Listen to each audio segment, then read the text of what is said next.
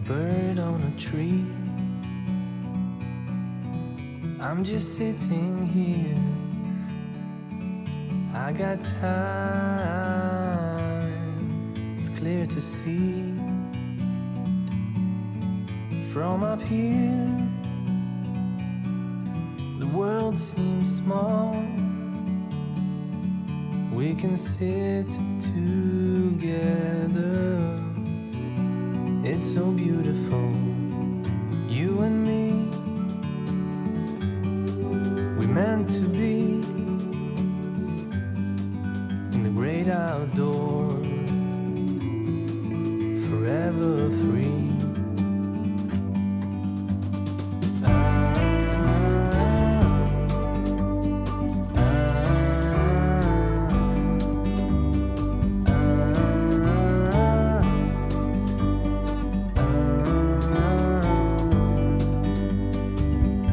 Sometimes you need to go and take a step back to see the truth around you. From a distance you can tell.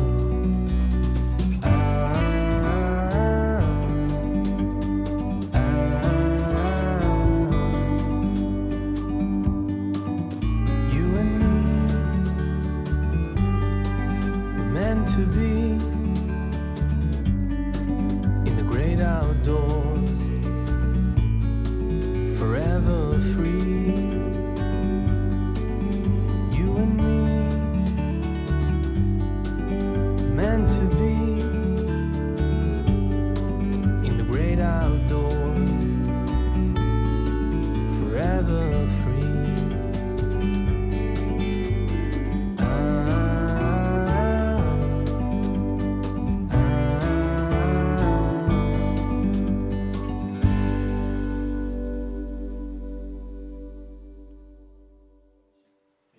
동리 선생님께서 그래서 수도로 약방을 한약방을 하셨다고. 그래요? 그리고 경주인 하면서 그 재산을 모아서 신재호 선생님께서는 아마 1000석 정도, 그리고 뭐그 같은 가구도 뭐 50가구 이상 건물이 보고 있었죠. 그거를 이제 요즘에 말하는 메세나 운동을 해서 문화에 돌리신 거고요. 그래서 고창의 판소리를 또 이렇게 했고, 그 다음에 많은 또 학자들하고도 교류, 소리꾼들도 또 후원해 주시면서 많은 그 판소리 6바탕뿐만 아니라 가사라든지 한시라든지 많은 작품들을 남기셔서 오늘날 서양의 한국에서 익숙하다가 좀 이렇게 평을 하기도 하죠. 네. 그 동리 선생의 아까 부친이 신광흡이라고 예. 했는데 이분은 그러면 고향 예. 일산 고향도 고향 예, 말씀이세요? 고향군. 예. 경기도 고향 분인데 예. 이 고창 관아에 이분도 그럼 가정이었던 거죠. 그렇죠. 그러면서 서울을 왔다 갔다 하면서 예. 이제 보고. 예.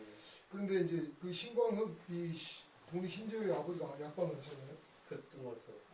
예. 그러니까 약방도 거의 그 지역에서는 독점적이니까 그렇죠. 돈을 많이 취재할 수 있는 방법이 되겠죠. 예.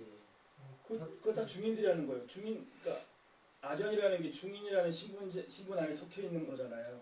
그 중에 한 명인데 중인들 중에 가장 대표적인 직업군 중에 하나가 약방, 아니면 아주 큰 상단의 대빵, 우두머리, 대방이란 말이 있어요. 대박 좋습니다. 예. 사장님 이런 것도 있고, 네. 또 중요한 거는 통역하는 사람. 네. 그러니까 진짜 필요한 일들, 중요한 일들, 외교, 무역 예. 이런 것들에는 다 그런 사람들이 끼어 있는 거예요. 그러니까 그 계급이 이제 중인이라 그래가지고 가운데 낑겨 있으니까 어정쩡해 보이지만 사실은 중요한 일들은 그 사람들이 다 하는 거예요. 위에 사람들은 폰만 잡는 것이고 밑에 사람들은 일을 하는 것이고 되게 중요한 거예요. 동리 신재호 선생님이 이제 5바탕 판소리가 계속 명창들에 의해서 입으로 전해졌던 것을 처음으로 이렇게 기록을 남겼다. 예. 우리가 이렇게 배웠거든요. 예. 교과서에서. 근데 5바탕뿐만 아니라 지금 정해지는 5바탕뿐만 아니라 또 한 개가 아까 말씀하신 장가. 아니 병광세 타령. 예, 병광세. 예. 네. 그것과 그 외에 이제 단가류 뭐 이런 것들이 있죠. 예. 그거 얘기 좀 먼저 들려보고 싶어요. 대표적인 것은 이제 광대가라고 해서 이때 이제 광대가는 판소리꾼을 지칭하는데요. 판소리꾼이 갖춰야 될 4가지 덕목 해서 인물칠에, 사설칠에, 득음, 너름세론을 제시했고요.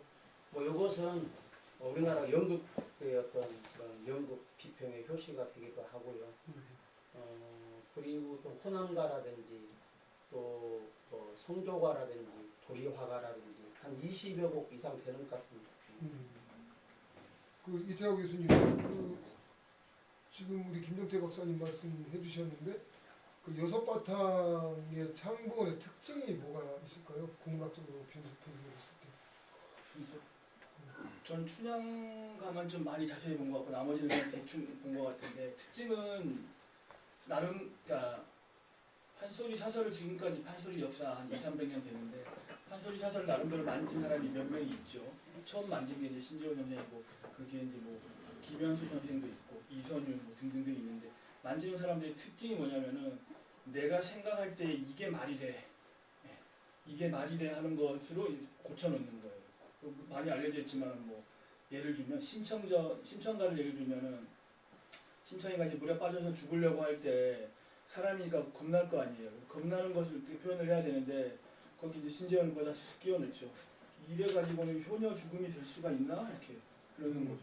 그래서 그렇게 약간 자기가 그 뭐라 그럴까요? 그 주석처럼 이렇게 달아놓고 원래 있는 걸 살짝 바꾸는 거죠. 그래서 이렇게 하는 게 맞아 저렇게 하는 게 맞아 하는 건데 대체로 그 방향은 중인이긴 하지만 충효열 그런 거 있죠. 중요한 덕목들 그런 것들에 맞는 그러니까 금방 심청이 얘기도 그런 거죠. 효녀라면은 효가 얼마나 중요한 가치인데 죽음 앞에서 떨면 안 되지 해서 이런 식으로 해서 진정한 효, 우리는 진정한 정절, 진정한 충 이런 식으로 가는 방법이죠. 독립 시대와 그러면 독립 이전 시대의 내용은 좀 다를 수 있었겠네요. 다른 거 많죠. 예를 들면 조금만 더 구해보면 비교한다면? 그러니까 다르다기보다는 집대성이 됐죠. 그 전의 소리들은 뭐 분량도 분량이지만 이야기 서사 자체도 약간 좀 엉성한 것이 있었다면 이 사람은 각 편을 하나씩 이렇게 집대성을 했죠. 이야기에 맞게 넣을 거 뺄 거 빼고. 그런데 결과적으로 이제 소리꾼들이 그분에게 지도를 많이 받기는 했는데 신재호 사사를 가지고 그대로 부르진 않죠. 그러니까 문학적으로는 집대성이 잘 되었는데 이 판소리라는 건 문학뿐만 아니라 소리로 불러야 되는 거니까 양면적인 측면이 있는데 알다시피 그거 있죠. 그 뭐냐 쑥대머리 같은 것은 누가 만들었는지 잘 모르잖아요. 가장 비슷한 모양이 신재호의 춘향가에 실려 있어요. 그대로 실려 있진 않은데 그래서 그런 식으로 그러니까 예를 들어 우리가 상상해 보자면은 요런 대목에는 쑥대머리처럼 이렇게 절절한 사설을 넣어줘야지 적절할 것 같다 하고 이제 신재호가 넣었겠죠.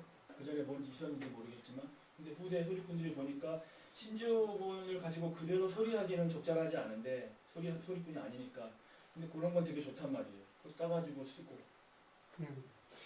신재효 선생이 이 여섯 바탕을 정리하는 시기를 대충 그건 몇 세 정도로 봐요? 40세 이후에 이제 우리 신효 선생님께서 호장하고 호방, 이방을 하셨거든요. 그래서 40세 이후에 이제 60세까지 또 한 20년 정도 이렇게 판소리에 관심을 가지셨던 걸로 보고요. 1812년생이라고 했죠? 예. 그러니까 그 시기는 이제 동학 혁명이 일어날 시기 10년 전이거든요. 이미 이제 조선 말기가 되면서 조선 왕조의 무능함이라든지 또 막 외국에서 세국 정책 또 개화를 요구하는 이런 어떤 격변기 시기에 나셨거든요. 이제 그렇게 해서 굉장히 그 일반 백성들의 의식이 높아진 그런 시기였고 그래서 아까 이태화 선생님도 말씀하셨지만은 이 판소리는 춘향가가 있고 춘향전이 있거든요.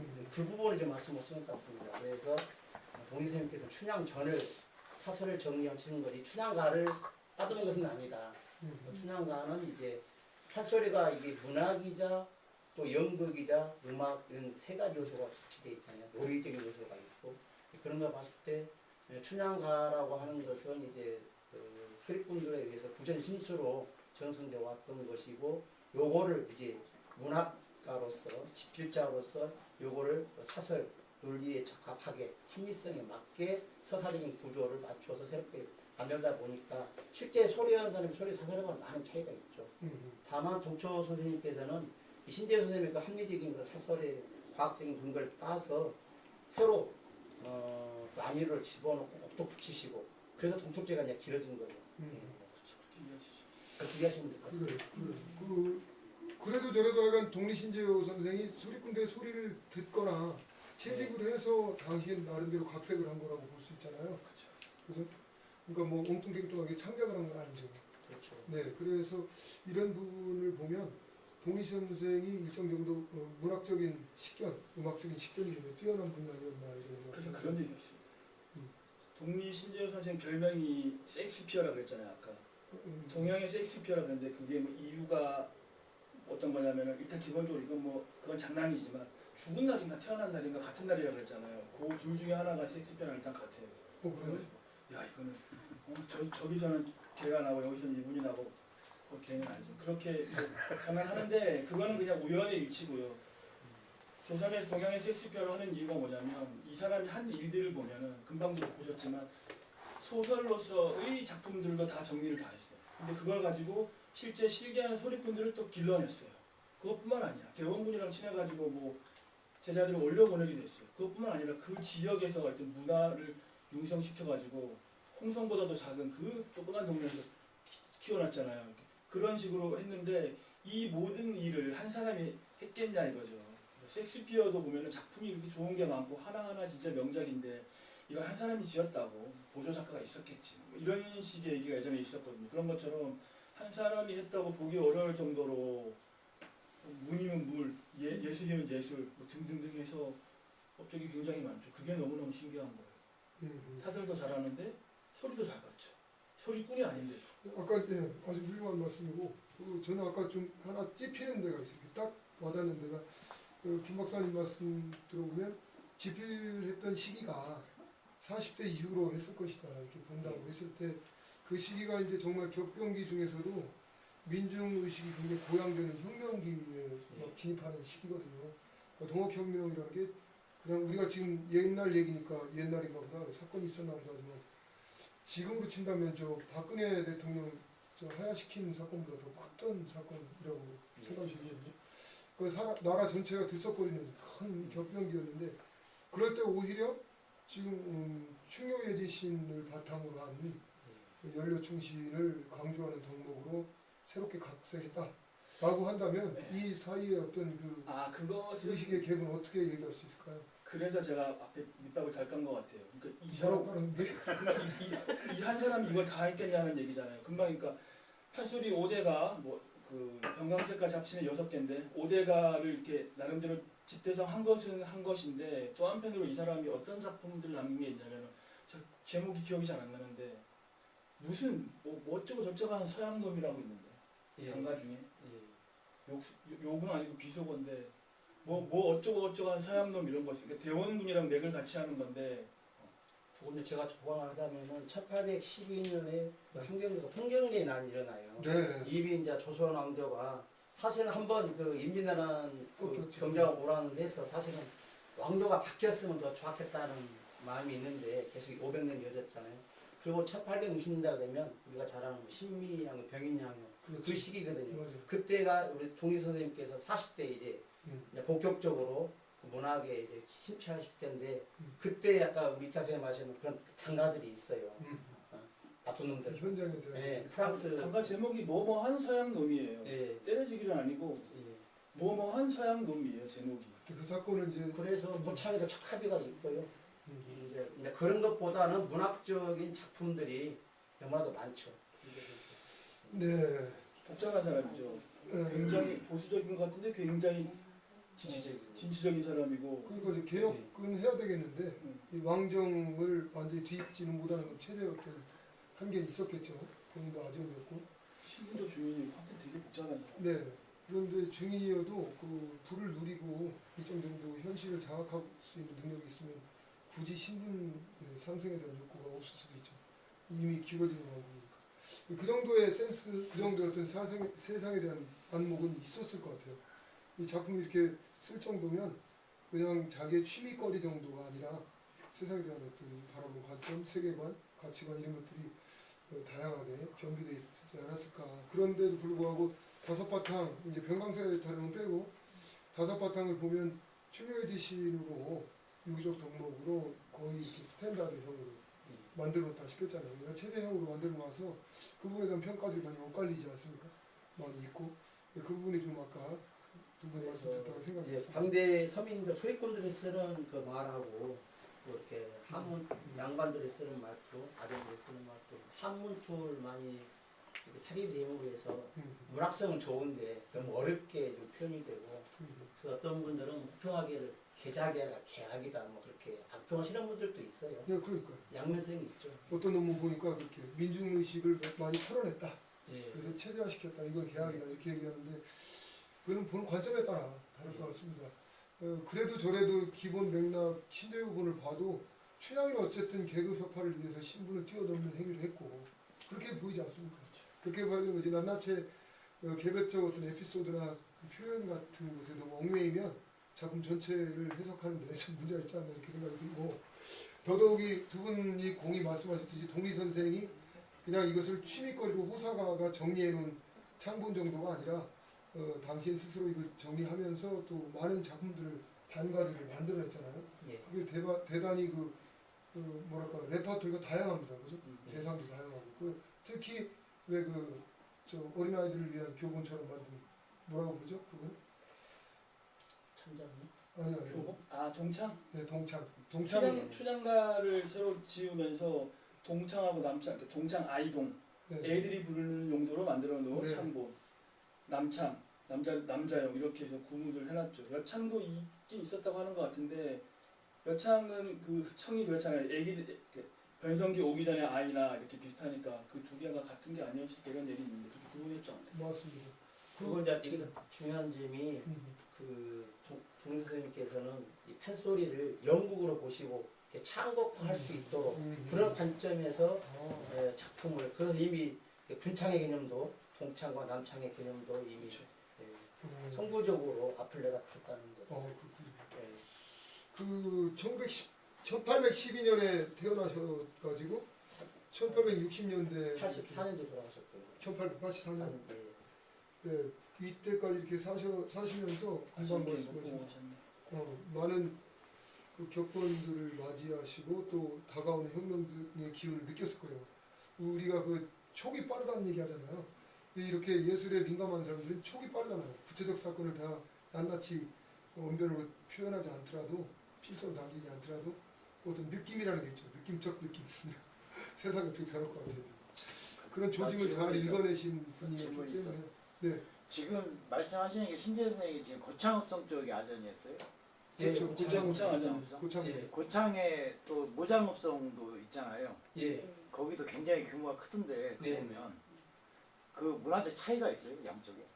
고창과 무장에. 네, 그러니까 동학도 그쪽 모장읍성 쪽에서 주로 네, 일어났잖아요. 그렇죠. 그러니까 그래서 제가 볼 때 문화적으로 그쪽이 더 셀 것 같은데 고창. 세 개의 현이 있었습니다. 조선시대 때는 흥덕현, 고창현, 무장현. 지금은 13개 면인가요? 14개 면인가 이렇게 되는데 예. 그래서 무장현은 바닷가 쪽 대산이나 또 이쪽 제가 사는 심원이나 그쪽이고요. 고창읍은 좀 이제 장성 넘어가는 저 한쪽으로 치우쳐 있어요. 고창읍이 내륙 쪽이. 내륙적이고요.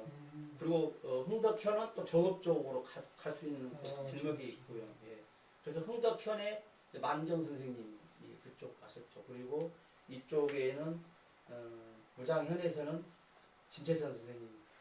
진채선 선생이 무장현 출신이거든요. 무장 진시들이 많았었거든요 예전에. 아, 그래서 이쪽으로 와서 사셨다는 심원 쪽으로. 무장현이 바닷가. 예. 네, 바닷가 쪽으로 고창 보리마을 있고. 그쪽인데. 선운사 있는 데가 네, 그것도 마찬가지입니다. 그래서 무장읍성이 거기가 지금 복원이 됐고요. 고려 시대 때 비경레탄인가요? 뭐 그런 것도 다 발견이 되고 막 그렇게 됐거든요. 바닷가라서 아무래도 사람들이 좀 셌나 보네요. 문화적으로나 소리 같은 것도 그쪽이 무장이 더 컸을 것 같아요. 왜냐면 바닷가가 뱃일이 힘들다 보면 네, 노동요도 많이 불렸을 네. 거고 그럼 문화적으로 고창보다는 그쪽이 더 컸을 것 같다는 생각이 지금 들어요. 예, 네, 차차 공부하셔가지고 다음 시간에 가르쳐주시기 바랍니다. 네, 우리가 동리 선생이 여섯 바탕 집필을 하시고 또 단가리와 같은 창작물을 만들었는데 그 중에 재미있는 작품이 있죠. 도리화가라고 하는 거. 오늘의 이제 두 번째 강의 때 어울리는 이야기인데 이 도리화가를 쓰게 된 배경을 잠깐 좀 말씀해 주실까요? 동리 선생님. 동희 선생님하고 진채 선생님은 32살 차이 정도 나이 차이가 꽤 됩니다. 그런데 20대 때 소리를 입문하셔가지고 정확한 어떤 그 문화적인 그 문헌 자료의 근거가 없기 때문에 좀 이렇게 많은 저들이 상상을 가할 수밖에 없는데요. 근데 그 시기가 이제 그 가기에서 그러니까는 그 옛날 관기, 가기 노래를 부르는 그 광내 기생이었던 그 신분에서 가녀로 요즘은 막 자유인으로 노래 부르는 사람으로의 그 전환기 시점에서 성자 역할을 했던 분이라고 보여지거든요. 그래서 그래도 역할을 했던 분이 중간에서 동희 선생이시고 그래서 진채선 선생을 데려다가 이제 소리를 가르쳐서 1867년인가요? 경복궁 낙성식을 하거든요. 그때 이제 올려 보내는 거죠. 예, 그래서 뭐 보사창도 하게 했고 또 뭐 여러 가지 소리를 하면서 그때 이제 스타가 된 거예요. 그러니까 도리화가가 뭘까요? 도리화가 복숭아도 하고 오얏잎. 오얏잎 이렇게 되는 건데 이제 그 봄에 4월달 가장 먼저 피잖아요. 남녀간의 어떤 사랑도 될 수 있고 그래서 그 진치에서 제자에 대한 사제간에도 정이 있지 않습니까? 예, 사랑은 뭐 여러 30 몇 살 차이 난다면서. 그러니까 되게 조심스럽게 말씀하시는구나. 과격하게 말씀해 주십시오. 네, 과격하게. 아니 도리와 뭐 복숭아꽃 오얏꽃이잖아요. 네. 꽃이잖아요. 지금으로 치면 지금 노래 가사로 만약에 바꾼다 치면 뭐 허니 이 정도 되죠. 허니가 뭐겠어요? 헤이 허니. 네. 그러니까 뭐 말씀하시니까 과격하게. 진채선이라고. 나 아는 건 나 알겠는데 우리가 알게. 아, 네. 선생님 되게 조심스럽게 말씀. 왜냐하면 이게 뭐 나이 차이 엄청 많이 나는 스승과 제자의 관계인데, 그래서 그 나이 엄청 많은 노인네가 어린 제자 서울로 그것도 이제 대원군이라는 권력자에게 올려보낸 제자가 그리워서 연모에 마음을 담아서 편지처럼 쓴 글이 그거다 그러면 너무 저렴해 보일 수 있잖아요. 그래서 저는 그게 사실이라고 보는 거고. 그래서 도리화라는 것은 아름다운 우리 채선이 이런 뜻이죠. 네, 아셨죠? 네, 그러니까 무슨 말이냐면 우리 아는 사람들끼리 한 말고 일반적으로 풀면 진채선이라고 하는 요리명창을 처음으로 교육시켜서 한양으로 올려보냈단 말이에요. 그 대원군이 굉장히 이뻐했어요. 그리고 몇 년간 안 내려와.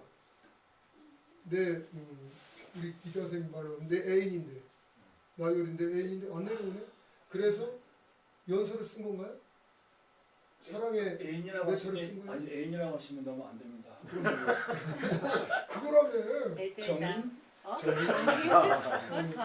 오라정이 애랑 정이랑은 네, 어쨌든 연설을 쓴 거죠?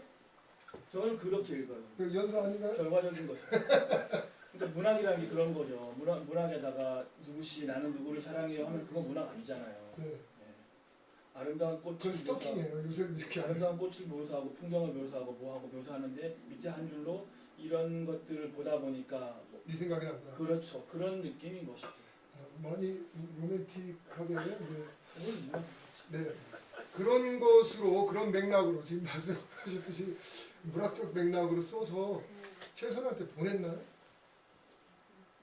받았나요, 최선이? 알 수가 없죠, 그죠? 이 작품이 그 이제 남아 있는 거죠. 그죠? 최선이 손에 들어가기 어려웠겠죠. 네, 그렇죠. 대원군이 운영부에서 먼저 뜯어봤겠죠. 네, 그러니까 못 보내죠. 그러니까 못 보내죠. 네. 하여간 우리가 그 지금 이게 그렇게 옛날이 아니거든요, 사실. 1800년대, 1860년대, 70년대면 그리 오랜 옛날 아닙니다. 우리 증조부 때니까. 우리 할아버지의 아버지니까 그렇게 멀지 않아요. 100년 굉장히 짧잖아요.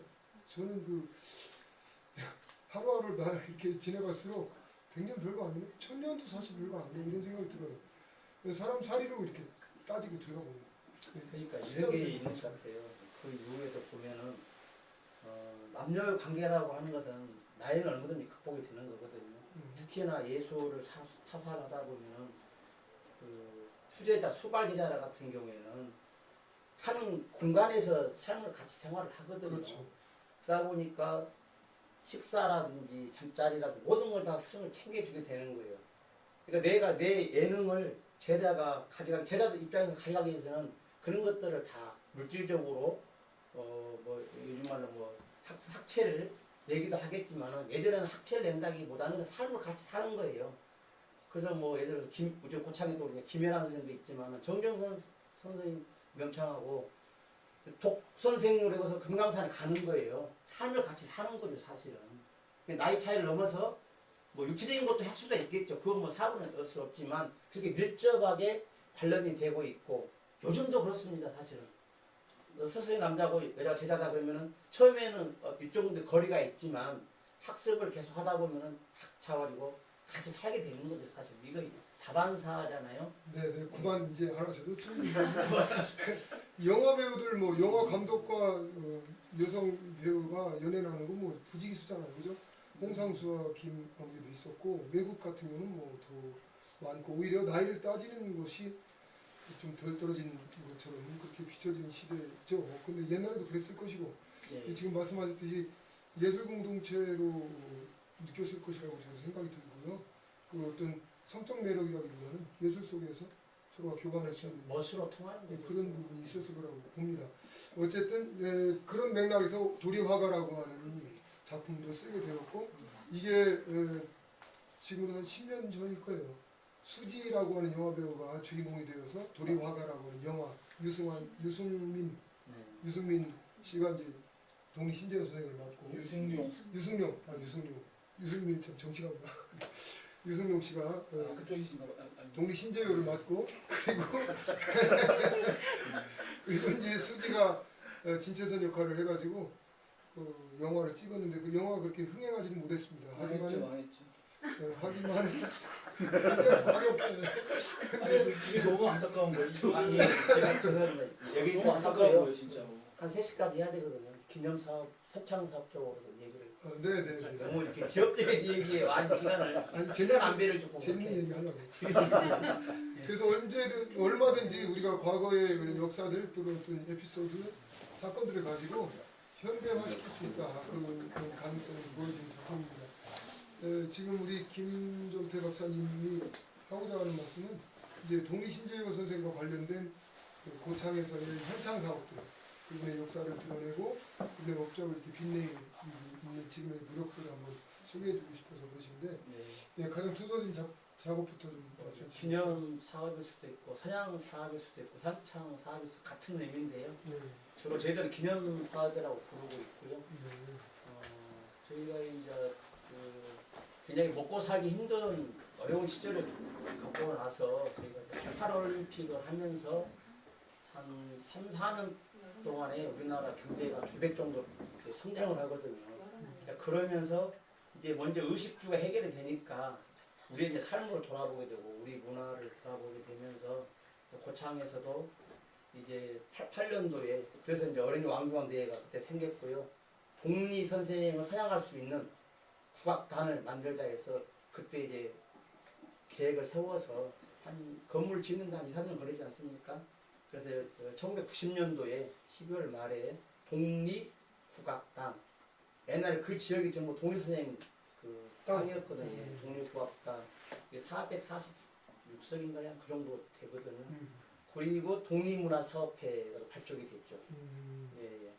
그게 몇 년도라고요? 1990년도입니다. 1990년 12월 달에 그때는 이제 독립연구회라고 했거든요. 주로 국문학자분들 중심으로 그렇게 했고 독립문화사업회라고 한 게는 2008년인가요? 예. 그래서 이제 문화, 음악하고 같이 했거든요. 독립문화사업회로 공연 쪽으로 이제 방향을 바꾼 거죠. 문화사업회로. 그리고 이제 90년 3년부터 그 독립연구라고 하는 또 3집까지만 발간이 됐는데요. 그렇게 했었고요. 그럼 이제 2000년도에 와서 2000년도에 이제 판소리 박물관 2001년도에 판소리 뭐라고 우리 교육학이라고 하나요? 그 체험관? 체험 전수관 판소리 판소리 전수관 이렇게 됐고 판소리 박물관은 굉장히 동리 선생님 유물이라든지 또 만정 선생님 유물이라든지 또 판소리 학습하는 과정, 복공하는 그런 과정이라든지 또 여러 음반들을 이렇게 해서 우리나라 최초로 박물관으로 이렇게 됐고요.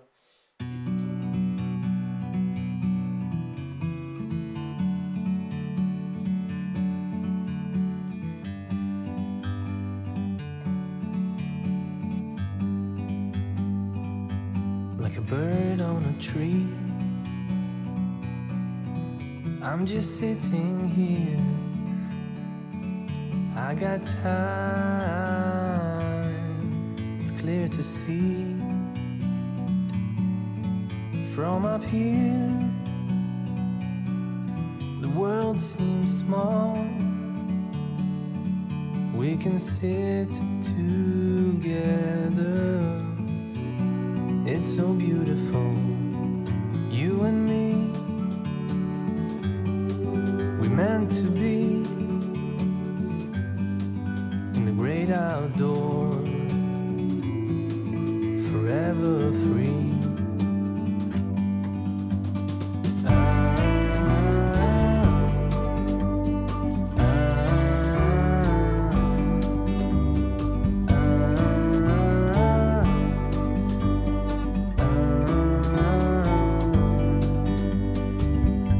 Sometimes you need to go and take a step back to see the truth around you. From a distance you can tell